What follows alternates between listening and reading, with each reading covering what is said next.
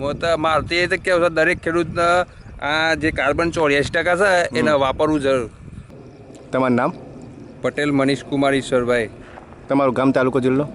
ગામ કાંકરોલ, તાલુકો હિંમતનગર, જિલ્લો સાબરકાંઠા. આપણે આની અંદર એક પ્રોડક્ટ આવે છે આપણી કાર્બન 84, તો તમે આ મગફળીની અંદર વાપર્યું છે તો એનું પરિણામ તમને કેવું લાગ્યું? સારું લાગ્યું છે.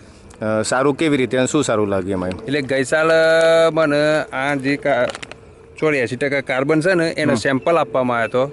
એ સેમ્પલ મેં 1 જ વીઘામાં વાપર્યું હતું. ઓકે. તો મને સારું લાગ્યું હતું અને ઉત્પાદન દર વર્ષે કરતાં ડબલ મણ મળ્યું હતું. ઓકે, બરોબર. પણ આ વર્ષે તો મેં આખા એકરમાં 1 બેગ તરીકે વાપરી છે. એનું રિઝલ્ટ આ દેખાય જ છે. ઓકે,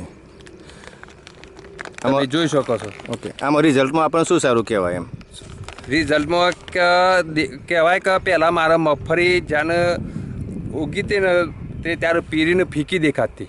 કાર્બન 84 વાપર્યા પછી અત્યારે મગફળીમાં ગ્રીનરી આવી ગઈ છે અને દેખાવામાં બધી રીતે સરસ. અને આજુબાજુમાં તમે જો ને બાજુના ખેડૂતને વાવશે એમ નથી.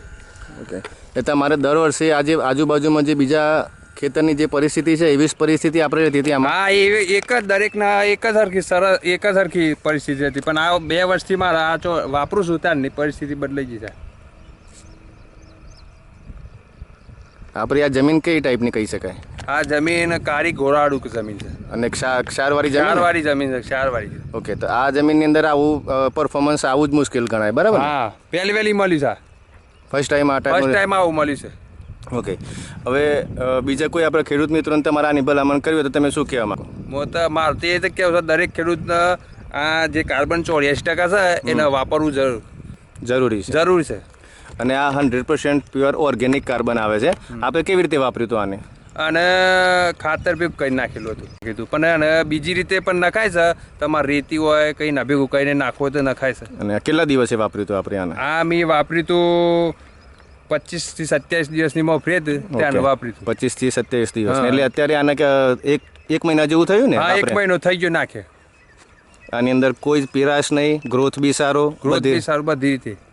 ઓકે. તો આ પ્રોડક્ટ સારી કહી શકાય ને? સારી કહી શકાય. વિશ્વાસ લાયક ખરી? વિશ્વાસ લાયક છે.